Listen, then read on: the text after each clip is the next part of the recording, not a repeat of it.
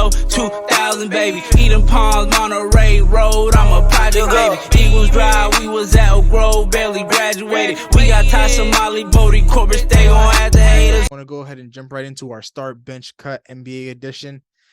And since we're on the topic of Tyrese Halliburton and the Indiana Pacers, we'll go ahead and start off with LaMelo Ball, Darius Garland, and Tyrese Halliburton. Start Tyrese Halliburton, bench LaMelo Ball, cut Darius Garland. This is a very tough one for me because, like, I think it's more so how much of a fan I am of lanky, tall playmakers. I'm like a fan of this new breed of 6'6" point guards, guys like Cade, LaMelo, Tyrese Halliburton, these tall playmakers. And I just feel like as a shorter guard, you're at a bigger disadvantage in comparison. And like Tyrese Halliburton, to me, out of these three, he's easily far and away the best facilitator, best playmaker. But LaMelo Ball, he's a very solid. All three of them, they're great playmakers, but just that ability to be 6'6", it just aids so much in terms of just facilitating an entire offense and in terms of like also your scoring ability. I feel like down the line it just helps a lot more, and also on the defensive end. So that's the reason why I started Tyrese, bench LaMelo, and cut Darius Garland. Start Tyrese, bench. I'm a bench Garland. I'm gonna cut LaMelo.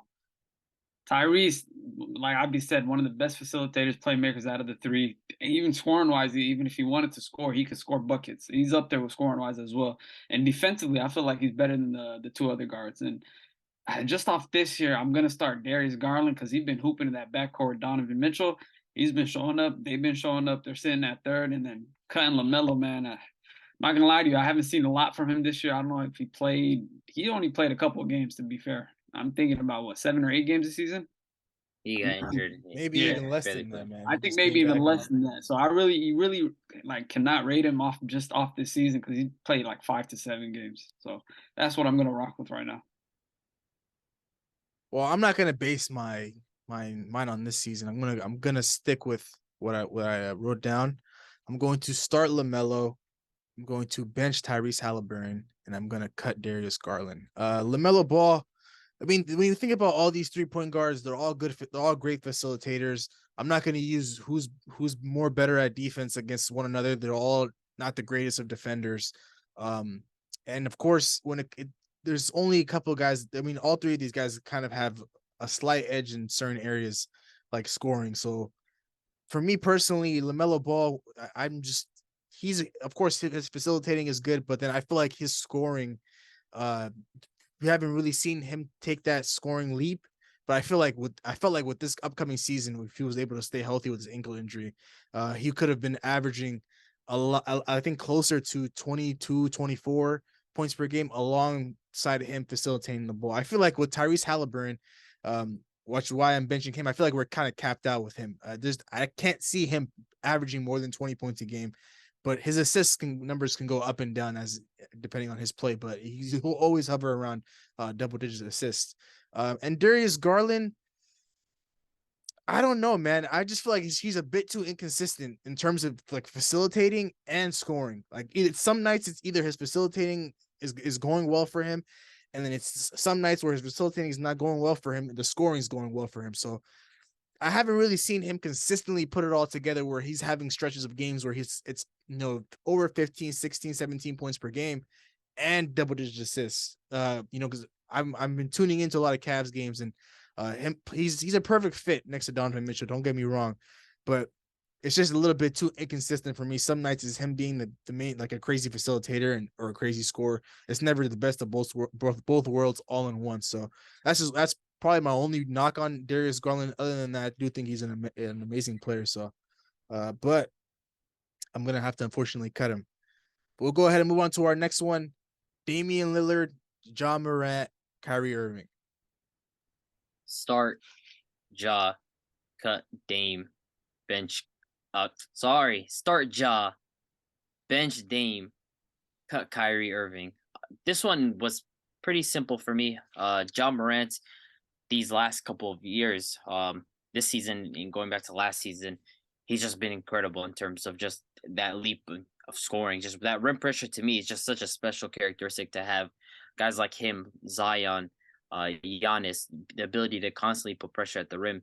It's a trait that if you have, I feel like it just causes a lot of problems for a defense to have. And yes, outside of that, I feel like outside of that series against the Wolves, Ja Morant is just absolutely ridiculous in the playoffs. I mean, we saw the first year he was in the playoffs against the Utah Jazz, he averaged 30. And this is a guy that goes into the paint a lot against someone like Rudy Gobert. And then the next following year, he had the series against the Wolves, and then the Warriors in 2 games. I mean, I believe he had dropped 30 something and then 47 in another game. I mean, the guy's just ridiculous. And then he led the Grizzlies to a 3rd seed. So to me, he's the number one in this group right now. Damian Lillard, the reason why I have him benched is because I feel like injuries this last season, and he was struggling a bit. But overall, to me, this guy, I mean, when we talk about guys that show up in the clutch, Damian Lillard is up there with the best of them, and he's been a number one option for this team for so long. And now he has help with guys like Anthony Simons and Jeremy Graham. But we know Damian Lillard, when he starts getting going, and I feel like in the second half of the season, he's really going to start getting going. Injuries have started to catch up with him this season. He's going to take off, and I can't wait to see it. The Blazers have finally surrounded him with actual weapons. But cutting Kyrie Irving to me here, I mean, I've ranted about Kyrie Irving. Anybody that's watched this podcast knows what I think about Kyrie Irving. I mean, being a number one option just isn't it for him. Coupled with just the ability of him, you never know where you're going to get like times where he just zoned out, or whether he's going to even play games in general because of off-court dramas, and that's just not someone I'd want to start or bench. So, for me, I'm gonna start Dame. I'm gonna bench Ja, and I'm gonna cut Kyrie. Just, Dame, his first 11 games in the season, the way he came out with the new team that he had, they were sitting at 2 seed before he got hurt, and he was averaging 27 and 7 and like 5 rebounds. He was hitting some big shots. So I'm gonna put him as my star point guard at that one spot. I'm benching Ja because to me, Ja's right there, right behind Damon Curry. He's a top 3 point guard to me. He's been hooping this year, last year, the year before. So he's been consistent, and he's just been getting better every single year. His rim attacking, the way he sets up his teammates, the athleticism, everything. This year as well, him shooting the ball, he's became more better. So Ja, he's right there on the edge. Like, he's right outside of Damon Curry for me. He's right behind him. And Kyrie is just everything going on for him not being available much, and all these problems that he's causing on the court and off the court. It just, best ability is availability, and he's not there. So I got to cut Kyrie.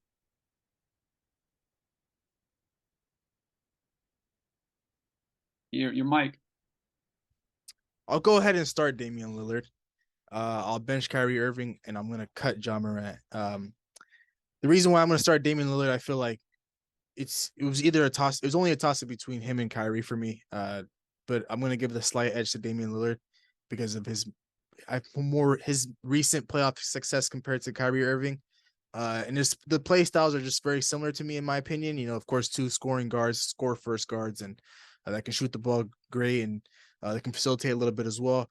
And then cutting Kyrie Irving, it was just really because the third option is Ja Morant, simply because I'm not the biggest Ja Morant fan. The main reason why I'm cutting him is, of course, everybody talks about the rim pressure that he brings, the pressure he brings at the rim every game and stuff like that. But at the end of the day, I always talked about this, like on this podcast, it's a jump shooting league, and Ja Morant does not have a jumper. In the beginning of the year, you guys are always, when he would hit his couple of 3-pointers here and there. You guys would tell me, he could shoot now. I never really bought into any of that. Of course, his jump shot is maybe looking better and better so far this season. But at the end of the day, when we think about Ja Morant, we think about him being a slasher and him being a great facilitator, a guy that's going to push the pace for you, he can run your offense for you, but at the same time, he's going to hold back your offense simply because he cannot shoot the ball. And actually, that's just a crazy statement to say he's holding back your offense. Like, come on, bro. Like, you've already started, man. Like, no. What the hell does that mean? He can hold back your offense. This guy generates so much offense. When you're a point guard in a jump shooting league and you have the ball in your hands 98% of the time, you cannot shoot the ball. Getting to the rim, yes, that's Ja Morant's Who's stopping him? Who's stopping him? There's not a lot of people that can stop him at the rim. That's tough to stop him as is. But at some point, when you're playing against teams that can shoot the basketball, you're gonna have to shoot. And yes, we talk about Luka Doncic and his help and his supporting cast not being able to knock down shots, and we could say the same thing for John Morant. But at the end of the day, Luka Doncic can rely a little bit on his jump shot. With John Morant, that's just not the case. So he's gonna have to heavily rely on all of his supporting cast, on all of his teammates to help him, to help generate perimeter jump shots and points from outside the paint. So I just feel like if John Morant had a jump shot, along with the amount of pressure that he brings at the basket, he'd be way better than all of these guys. But that's what kind of differentiates him compared to the rest of the point guards, because it's been a while. Of course, we've seen Russell Westbrook, but we haven't really seen a guy like John Morant that truly causes problems at the rim consistently, and of course that can rebound the ball and push the pace and facilitate for his teammates.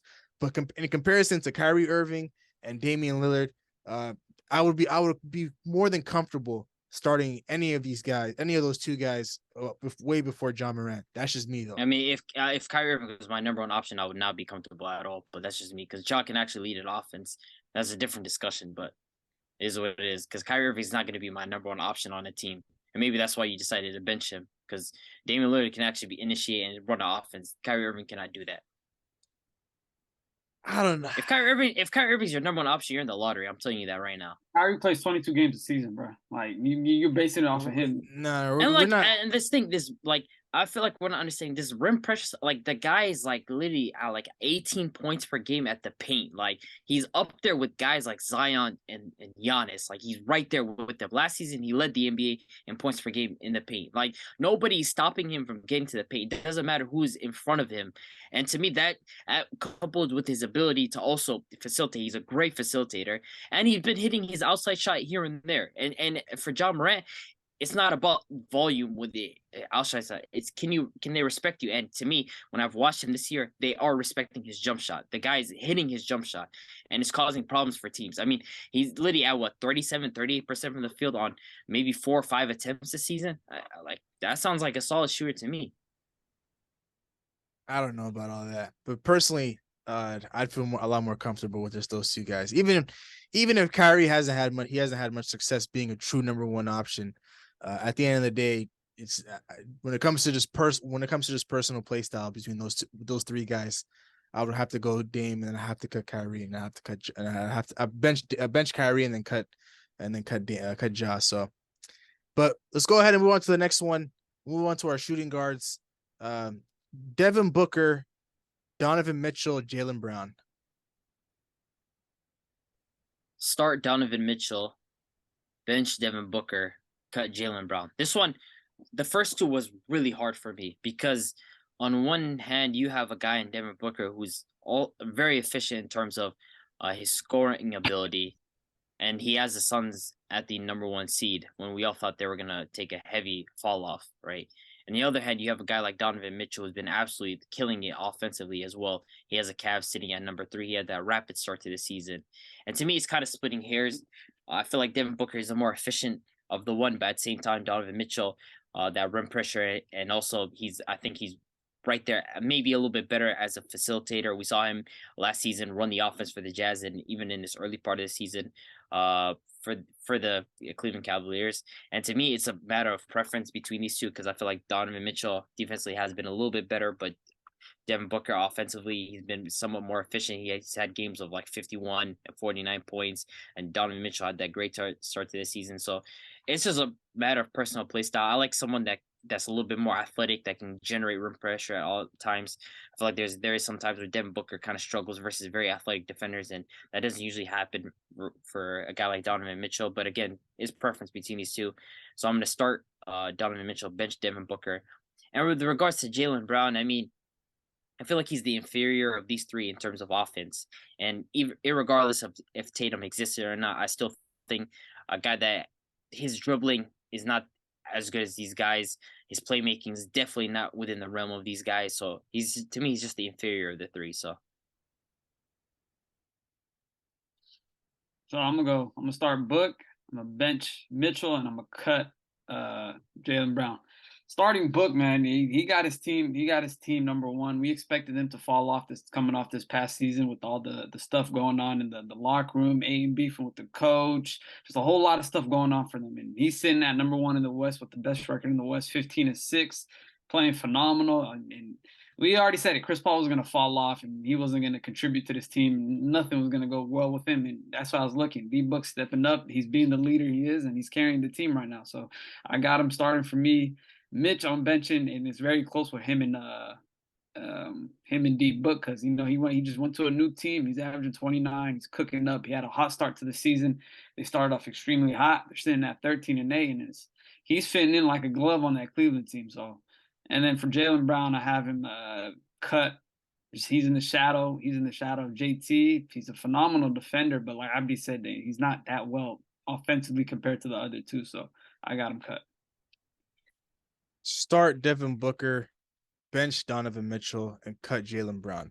I think you guys have all hit it right on the head in terms of Devin Booker and Donovan Mitchell and their play styles and what differentiates those two guys from starting and benching them. But I do want to elaborate a little bit more on Jaylen Brown and the reason why I'm cutting him, of course, alongside all of you guys. With these guys like Devin Booker and Donovan Mitchell, we've seen these guys be number one options in their respective roles. I feel like Jaylen Brown hasn't gotten the opportunity yet to showcase what he can do as a number one option because, even though, he has great games, on the Boston Celtics, it's going to get overshadowed simply because he's on a team on the floor with Jason Tatum and he's on the floor with Marcus Smart, Malcolm Brogdon. So like this, it's like he has like the supporting cast around him. So it's like his game is, of course, is going to open up when you're playing alongside great players. Your game's going to come to you a lot more easier as if you were just the main focus on a number one option on the team. So like, I just feel like Jaylen Brown, if he was a number one option on a different team, do I believe he'd be as successful as these other two guys like Devin Booker and Donovan Mitchell? Not necessarily, but I do believe he could put up some nice numbers where he's probably hovering around maybe 26, 27 points a game, and his rebounding is up a little bit. His facilitating and assists are up a little bit.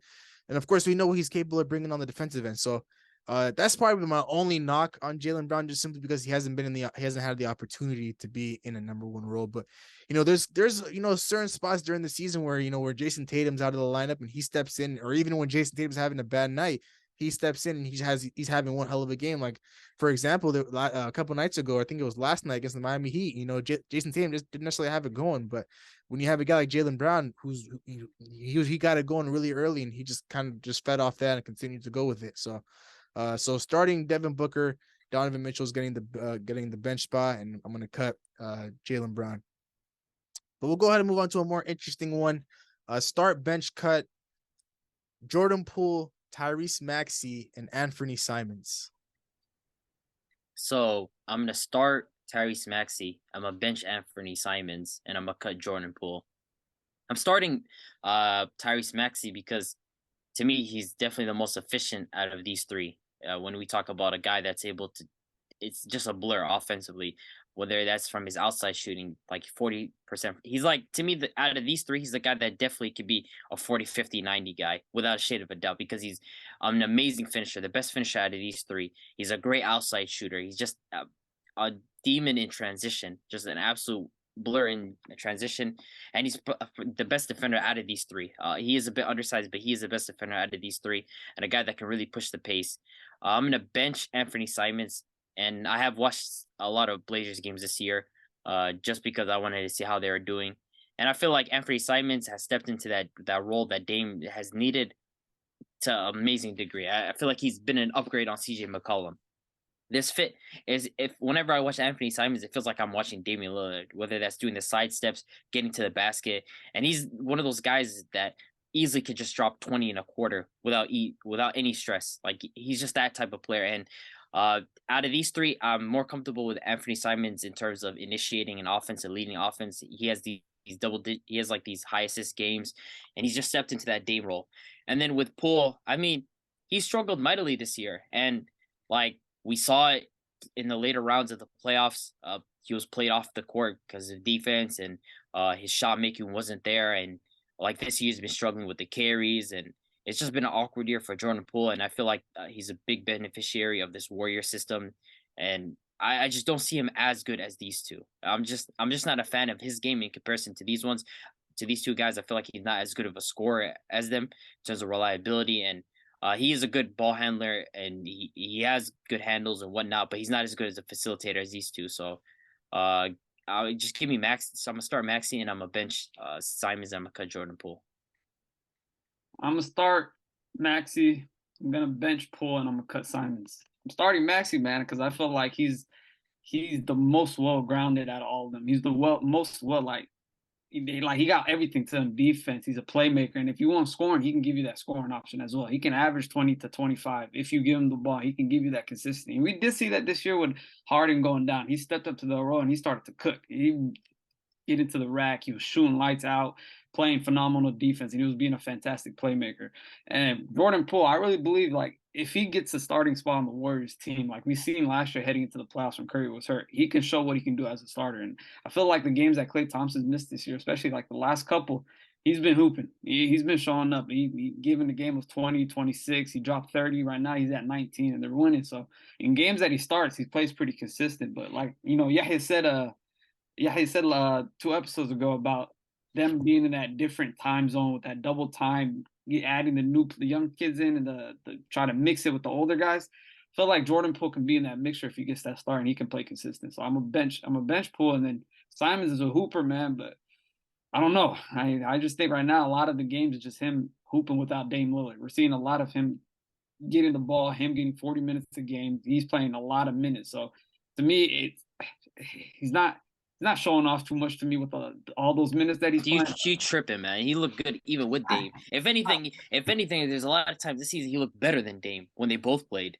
I wouldn't say that. I wouldn't say that. There's a bunch, I give you 1 or 2 games. They played 11 games together. I give you 1 or 2. No, there's been games where they both played together and times look like the best player on the court, man. I don't know. I feel like I got to see more of his offensive package, like compared to Poole and to Maxi, and I like Poole's facilitating as well. Like I said, if he touches the ball, he can be a starter. He can be very consistent.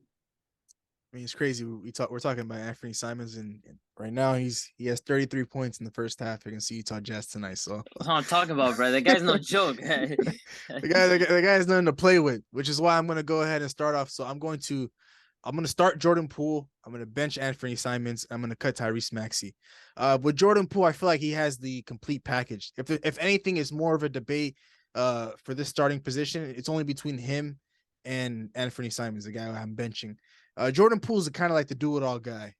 Him not being in a starting position, like these other 2 guys, it doesn't necessarily like, change my perspective on him. When we look at the numbers and stuff, like, of course his numbers are going to be down when he's coming off the bench compared to, Simons, who's starting position, like Tyrese Maxey, who's in a starting position.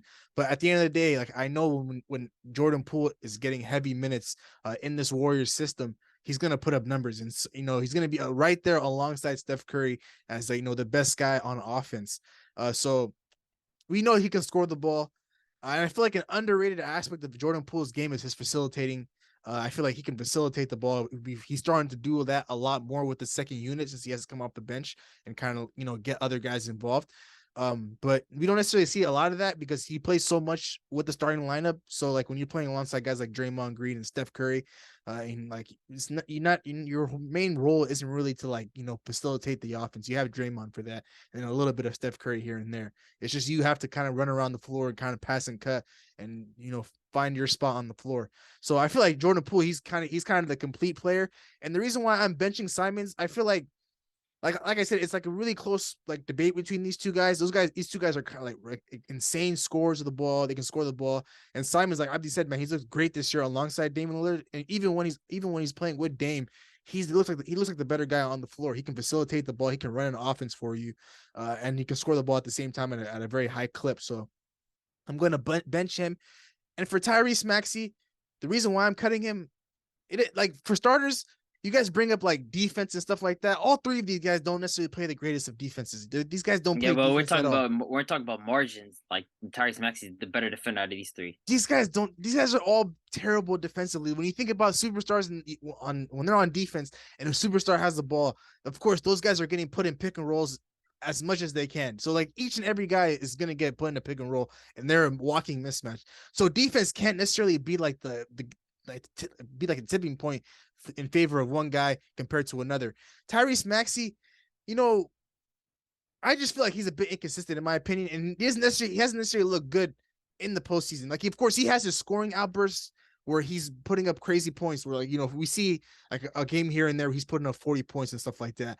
But when we see him in a system with Joel Embiid and of course you throw in a little bit of James Harden here and there, sometimes I feel like he just kind of gets lost in his role on this team. And like, you know Then what? isn't that more so than with the team setup than it is about him as No, an that individual that, player? that should come down to who that should be on him though, because he should know who he is as a player on the court when he's playing alongside other great players. Like when we think about Jordan Poole, his game doesn't necessarily go down when he's playing with greater players on the floor. When he's on the floor with Steph Curry, Klay Thompson, Andrew Wiggins, and Draymond Green, his game elevates because he knows he's on the floor with guys that can create a lot of space and opportunity. I mean, the guy averaged what, like 12 in the finals or 11 points in the finals. Like, we're talking about Jordan Poole as if he elevated his game in the finals. Like, post Denver Nuggets series, his play continued to drop every single round ever since then. Did it not? Like Slightly, yes, 100. Up until the point where even he was getting inconsistent minutes against the Boston Celtics. We would never have said that about Jordan Poole in the first round of the playoffs, but because of his play style, whether the Boston Celtics were all over him, and on defense he was not. And again, I don't know why defense isn't something that can't be a tipping point. I mean, the guy literally is a terrible defender. Like, Jordan Poole is not a good defender whatsoever. Tyrese Maxey is a decent defender compared to this guy.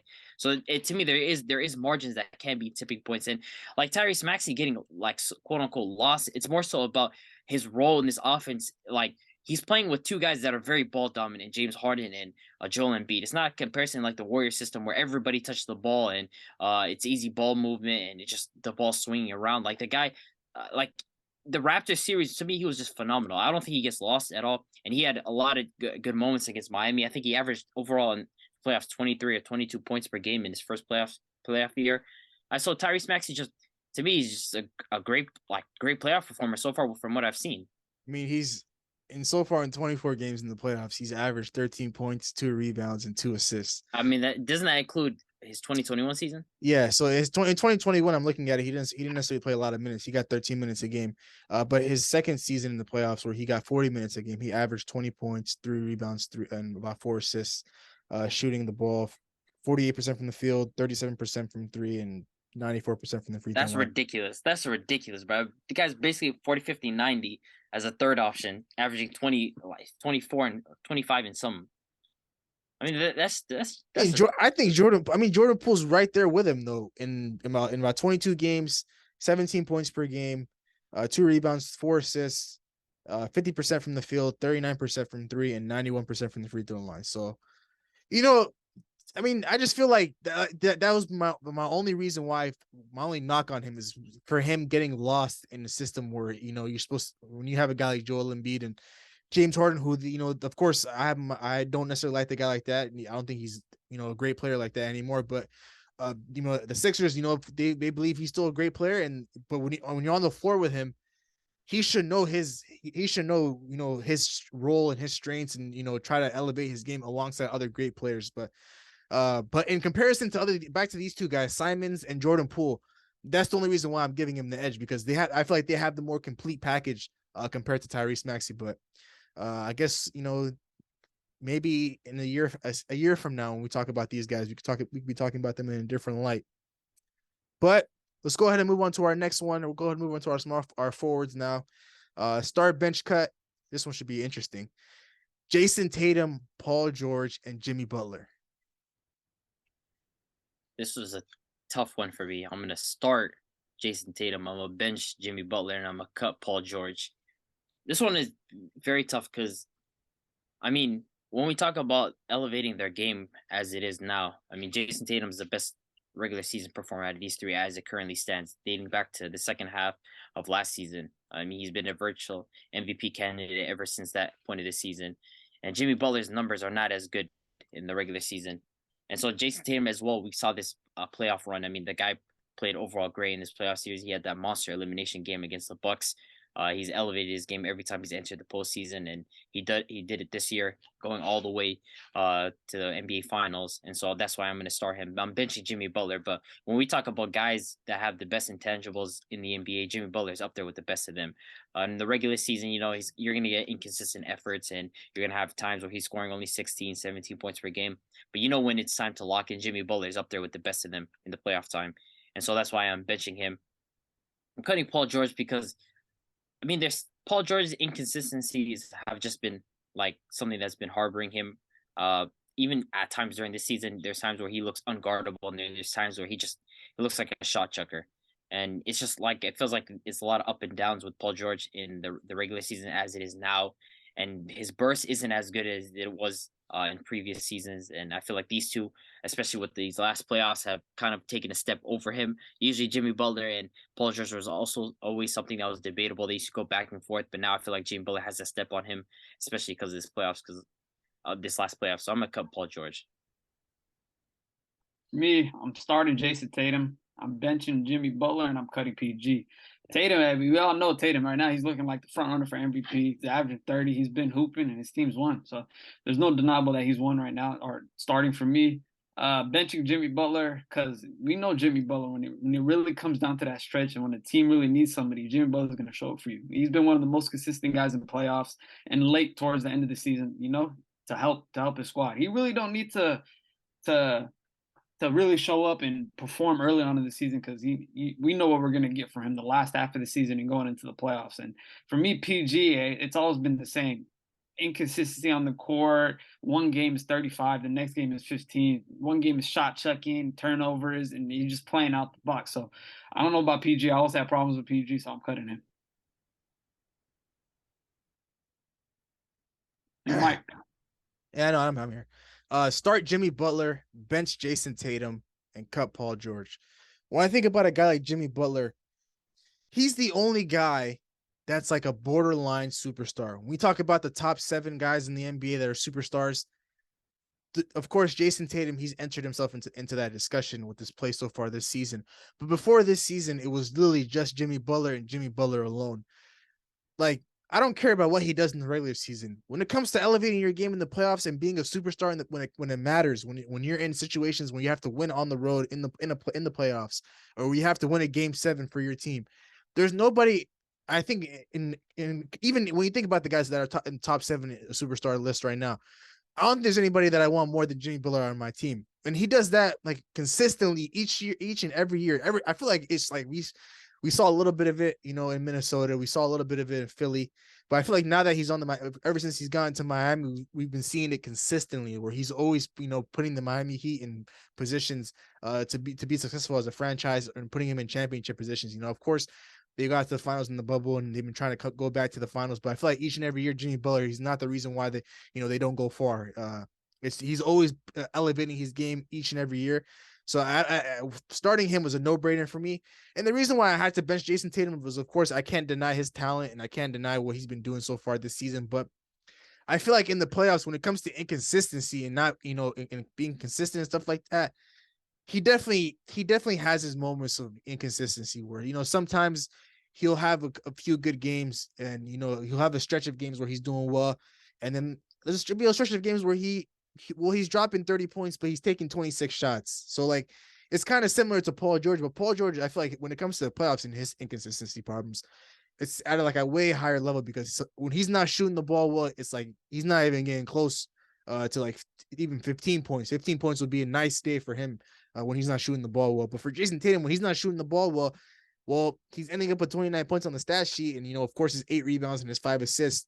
And we're kind of just like overlooking that and not really going in depth into that, because of the numbers itself. But and we saw that in the finals. I feel like we saw a little bit of what Jason Tatum and his inconsistencies are all about, in the postseason. Like he's had his moments, his last year was his best time, his best run in the playoffs, where, he got to the finals and he swept the Nets, and then he went to the Bucks and he had his game 6 performance on the road, and then he went into Miami. He kind of did the same thing. But when you go back to the numbers and you go back to the NBA finals run, it's just like there were moments where he would have nice numbers, but just wasn't necessarily shooting the ball well, like I said. So that's my only knock on Jason Tatum. I just feel like he needs to be a little bit more consistent, a little bit more efficient.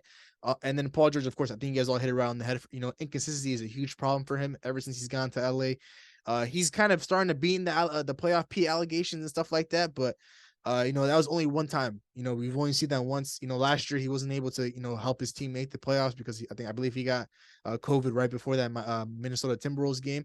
So, he didn't have the opportunity to make the playoffs. But when it comes to Paul George, I just feel like his inconsistency in the playoffs is just too much for me in comparison to other guys that like Jimmy Butler and Jason Tatum. Jimmy Butler brings it every time in the playoffs. There's no question. I have no doubt about him.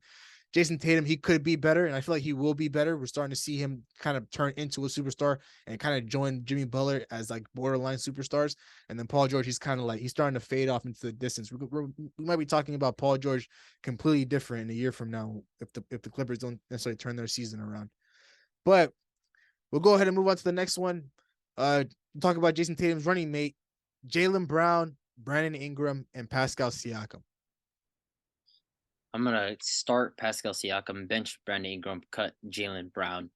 And I'm starting Pascal Siakam because when you look at it in terms of just his overall game, we saw it to begin this season. And it's unfortunate that he had gotten hurt, but Pascal Siakam was on a tear. I mean, when we talk about just his overall scoring ability, his defense, his facilitating, he looked like a triple-double machine to begin this season. And it's just a testament to how he keeps elevating his game every single year. I mean, the development that we see from Pascal Siakam is just ridiculous. To me, it's like a Giannis type of development. Like if you go back to who Pascal Siakam was in the 2017-2018 season to who he is now, it's a completely different player.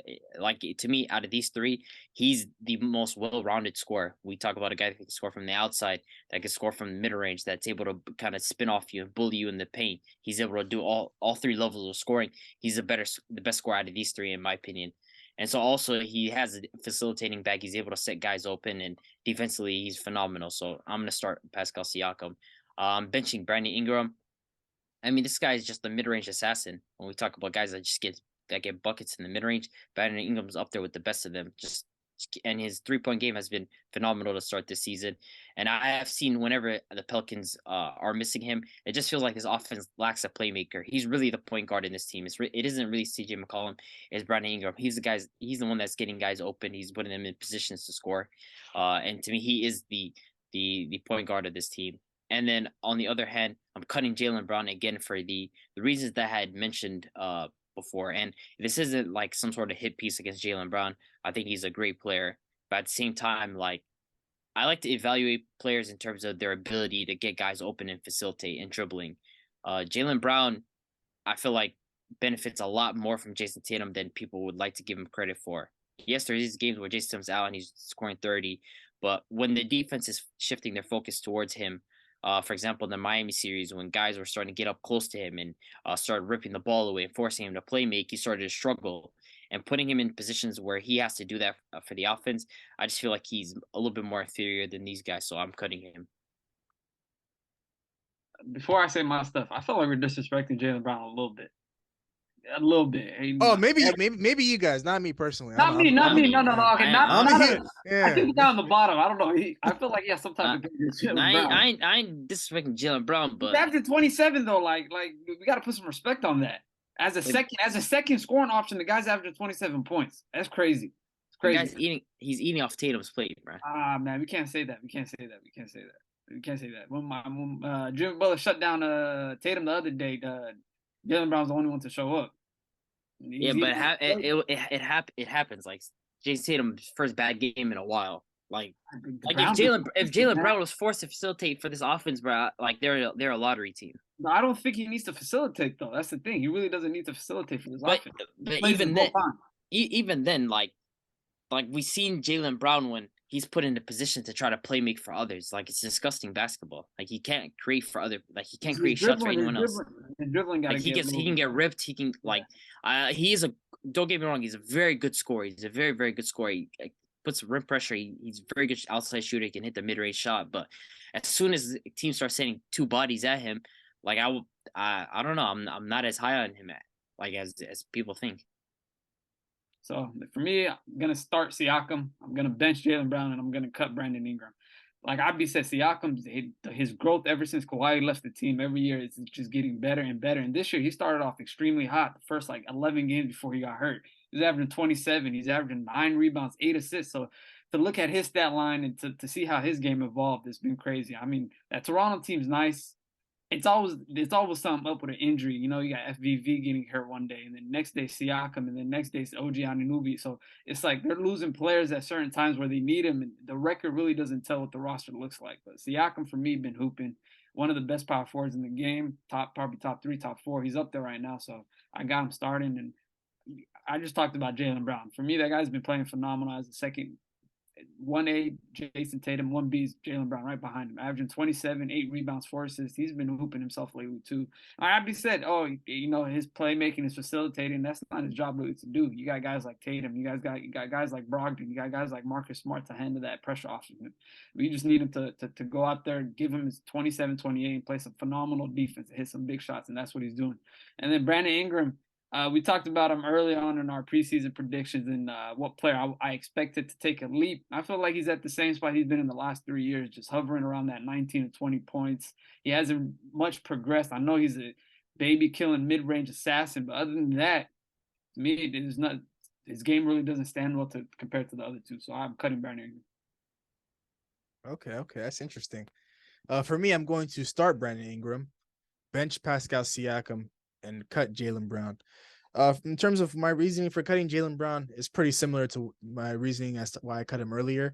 But the reason why I'm starting Brandon Ingram and not Pascal Siakam is because I feel like, you know, when we think about these two guys and the opportunity that they're in, you know, when Brandon Ingram, you know, he's a guy that's really gotten extremely better from his time in Los Angeles. It's very similar to Pascal Siakam since 2017, 2018. With Brandon Ingram with the ball in his hands, he can score on all 3 levels. He's turned into a better 3-point shooter since he's gone to New Orleans. And of course, he's a mid-range king, and now he's finishing at the rim a lot better compared to his days in Los Angeles. And his facilitating back, I feel like is still an underrated aspect in this game. Like Abdi said, you know, he generates so much, you know, pressure, you know, he draws in so much attention, and he gets guys in the right spots, whether it's CJ McCollum for a 3-pointer, or, you know, Murphy, or Jose Alvarado, or finding Zion Williamson in the paint, or Jonas Valanciunas. You know, Brandon Ingram can really run this offense, and I started noticing that a lot more. I believe it was his second year in New Orleans when they got there with him and Alonzo and, you know, Josh Hart and those guys.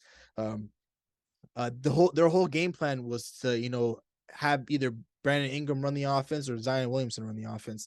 And I feel like the offense just looked a lot better when Brandon Ingram was running it in comparison to Zion, because they were trying to move on from Lonzo as a point guard. So Brandon Ingram, he kind of has the complete game. Big H, I know I hear you when you say he hasn't really progressed this season, but I feel like there's a lot of injuries that's been going on with him on the back end. So he hasn't really had the opportunity to kind of, you know, showcase everything that he has in his bag, simply because he's so in and out of the lineup. You know, there's not really much consistency for him just getting game time and being healthy. And for Pascal Siakam, he's a guy I've been very, very critical on, like going back to the bubble. I feel like in the bubble, his game for some reason relied way too much on him just hitting, doing the little double spin move and trying to get to the basket. That was like a running joke for a couple of years now, but it's great to see him, you know, push his game outside to the perimeter a lot more. He's starting to, you know, rebound. He was always a great rebounder, but he's starting to facilitate the ball extremely well, and he's starting to become a better scorer on all 3 levels. I just feel like, but alongside BI, it honestly comes down to personal preference when it comes to these two guys, because their games are so similar. You know, Brandon Ingram, he might not be the greatest rebounder compared to Pascal Siakam, but, you know, facilitating, I feel like they have the edge on each other. They're right there, and then scoring, it's kind of like neck and neck. So for me, it's just kind of like personal preference on, you know, Pascal Siakam and Brandon Ingram. So, but Jaylen Brown, like I said, man, I just want to see him maybe sometime down the line in his career be a true number 1 option, because, you know, like Big A said, you know, I feel like he doesn't necessarily get a lot of the respect he deserves, averaging 27 points. You know, that's what happens when you play alongside a guy like Jason Tatum, who's averaging 30 points. So it's hard to kind of, you know, be the main guy and kind of showcase who you are. when there's somebody that's right there, that's running right beside you, doing that at a way at a way higher level, I would say. So, But so you I would seem, have. but you seem to rate Kyrie Irving, who plays with Kevin Durant, though. What do you mean? What do you mean by that? The same idea, like about being a second option, like Bamba. like this idea of being a second option, showcasing your like it's hard to showcase your skill set and whatnot. But you seem to rate Kyrie Irving's skill set and who he is as a player. Like I'm comfortable enough to say Kyrie Irving is not a better basketball player than Jaylen Brown to me right now. Like I'm very comfortable in saying that. Like I'll go on the record and say that I don't believe Kyrie Irving is a better basketball player than Jaylen Brown as it is right now. In fact, I don't believe Kyrie Irving is even a top 20 player. Like over the guys that we've made, like Donovan Mitchell, Devin Booker, Siakam, Brandon Ingram, Zion, like all those guys. Like I'm comfy enough to say there are better players than Kyrie Irving at this point in their careers. And like I don't like. If you're gonna apply that to Jaylen Brown, like the second option thing, I feel like you should apply that to Kyrie Irving because you seem to. I feel like you still have Kyrie Irving as like a top 15 player, 100%. I do believe that. I still think he's a top 20 player. 15 is a little bit of a push. Maybe last season he was 15 for me, but the league has gotten so much better. There's a lot of guys that have been getting better across the board. So, Who do you think is for better between him and Jaylen Brown? between him and Jaylen Brown, Yeah, I would still have to give Kyrie the edge, just a slight edge, because even though it's been a while since we've seen Kyrie be a true number one option, and we've never seen Jaylen Brown be number one option. I feel like when you line up their games alongside each other, I just feel like offensively, there's nothing besides there's nothing that Kyrie can do that Jaylen Brown can do. Kyrie has a way better handle than Jaylen Brown. That's been Jaylen Brown's Achilles heel since he's gotten into the league. Alongside his shooting was a big problem, but he's worked on that tremendously. But he still can't handle the ball and dribble the ball crazy. But Kyrie Irving, I just feel like him offensively is just a lot better than what we see from Jaylen Brown, and then defensively, I'm not really gonna use that as a tipping scale, because it's just like Kyrie's been known not to be able to play defense, and Jaylen Brown, he can play on that end of the ball. So it's kind of, when assessing these two guys, it just, for me, it comes down to who's kind of better offensively, who kind of lifts their team a lot more. And I feel like Kyrie Irving can lift the team a lot more than Jaylen Brown can. And I feel like we saw a little bit of that in Boston. Why we act like they ain't play together in Boston? Like we saw that. Wait.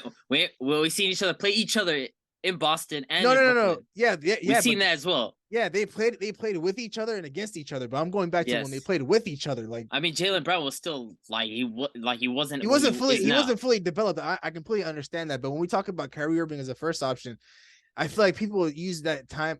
Yeah, he stunk it up there in Boston as a complete failure. It wasn't necessarily a complete failure. Everything was going well. Everything was going well up until 2019. 2019 we saw it. Like the guy stunk it up. That was enough for me. I mean, 22 games, you average 22 points. That's enough of a sample size for me. What do you mean 20? What do you mean 2020? What year? 22 games. In what year? Since leaving LeBron, we have a 22 game sample size. Yeah, but Irving. Okay, but let's go back to, let's just take a little stroll to Kyrie's time back in Boston. Correct. Are we calling his time in Boston as a number one option a failure? 100%. Why are we calling his time in Boston a failure when he was playing with a guy like Jaylen Brown who was getting who's an up and coming talent, wasn't as good then, and Jason Tatum wasn't as good then. Neither of them was as good then. So why is that a knock on Kyrie that he wasn't able to? It's like production as well. Like his production as well wasn't like to the standard of what we're supposed to expect at Kyrie Irving. You're telling me when Kyrie Irving left for LeBron, we're not thinking, oh, he's about to average 27 points per game in the season. He maybe 6-7 assists. That's exactly what we're expecting for Kyrie Irving, and it's going to be like that same exact argument we talked about in the preseason where I was speaking about Kyrie Irving and I ranted about him as the number one option. But I just don't understand like this idea of Kyrie Irving being a number one option just doesn't exist to me. And it is a failure. There's a reason why he's playing second fiddle to Kevin Durant. I guess that's a fair point to make, but I don't necessarily want to dwell too much on this. We'll go ahead and move on to our centers list. Anthony Davis, Joel Embiid, Nikola Jokic. This should be straightforward, and if you have any other answer, like it's crazy. Start Jokic, bench Embiid, cut AD. Start Jokic. I mean, he's a back-to-back MVP for a reason. One of the best facilitators in the NBA.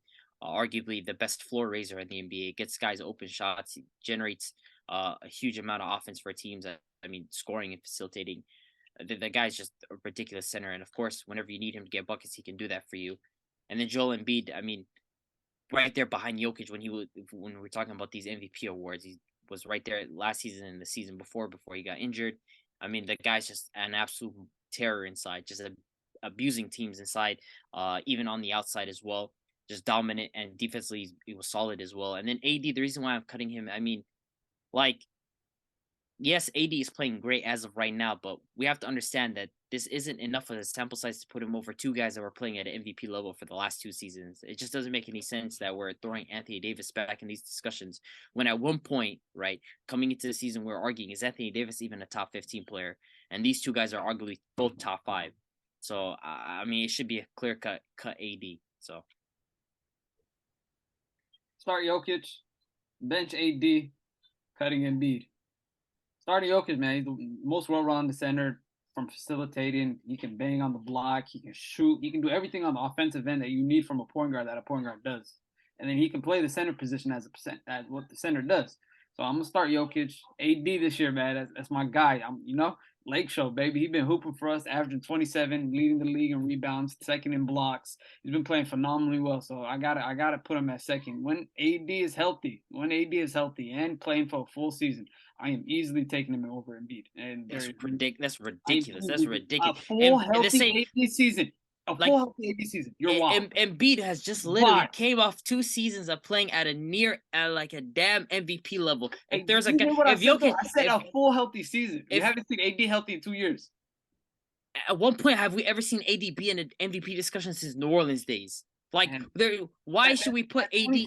Like, it doesn't make any sense. If we didn't have these last 2 weeks, you would not even be uttering AD's name in the same sentence as these two guys. Like, that's crazy to me. And like I said, these last 2 weeks show me enough. Like, are you telling me two weeks is enough to say, well, he's better than Embiid when Embiid has quite literally been better than this guy for damn near 2 years? Like, I wouldn't say better. No, he definitely better. Definitely better. Just AD been hit with injury. That's it. Definitely better. No. I am taking AD over Embiid. Why? Okay, he's a better defender. He's a better defender. Yes or no? Yes, he's better. I mean, he's better defender than both of them. So it's irrelevant. Better defender he's a better defender, sure.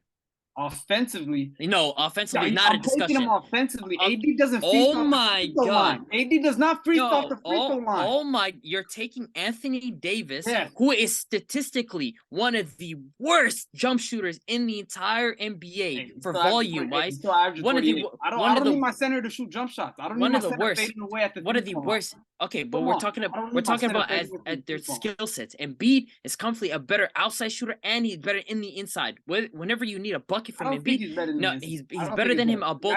Like, you're letting these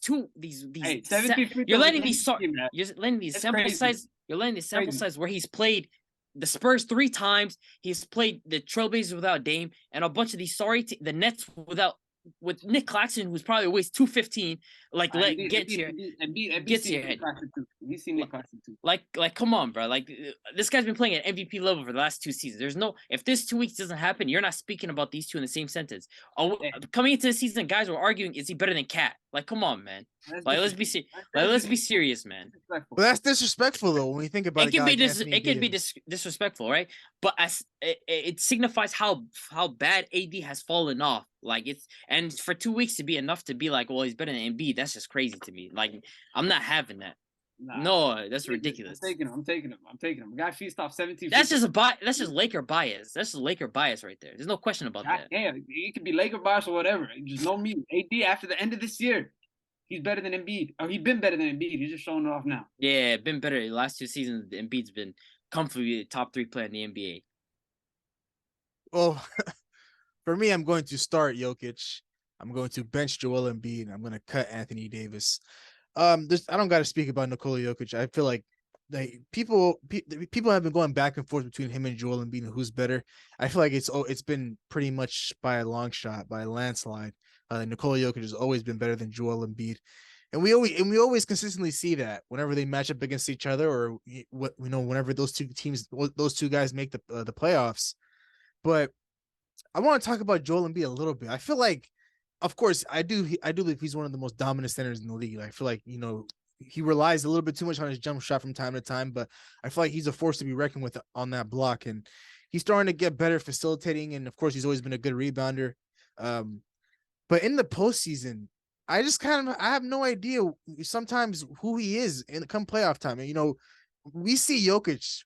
We don't necessarily hear about him struggling a little bit in the playoffs. We think about guys like Anthony Davis, not so much, to be honest. That's when they elevate their game. I feel like with Embiid, of course, he's had his injury history, being in and out in the playoffs and stuff like that. But I feel like there's been some stretches where he hasn't looked like half of himself, not even just like a shell of himself, not even just like 1/3 of himself. He's always struggled when it comes to the playoffs. This is a guy, we talk about this guy like he's something crazy. He's crazy talented, yes, but think about it like this. He's never seen an Eastern Conference Finals a day in his life. He doesn't know what it feels like to be in the Eastern Conference Finals.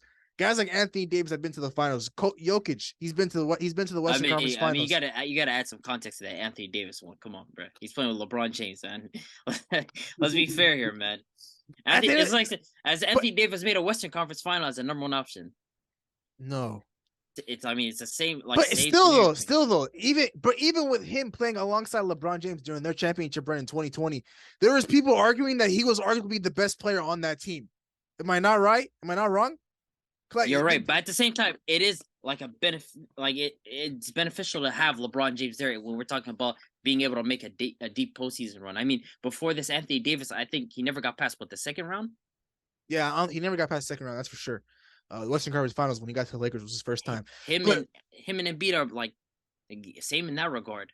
Well, and I get what you're saying. There's times where Embiid's like, for example, like their fourth quarters of the Hawks series. There has been times, and maybe partially that's due to his injuries. I mean, he did have a meniscus tear last season. Miami Heat. I mean, the guy literally couldn't see. The guy had a broken face.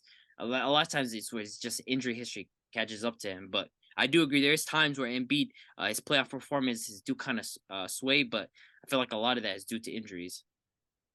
Yeah, that's my only problem with him. I just feel like he's been in the league for a little too long to not be in the Eastern Conference Finals at least one time in his career. So that's probably my only slight knock on Joel Embiid.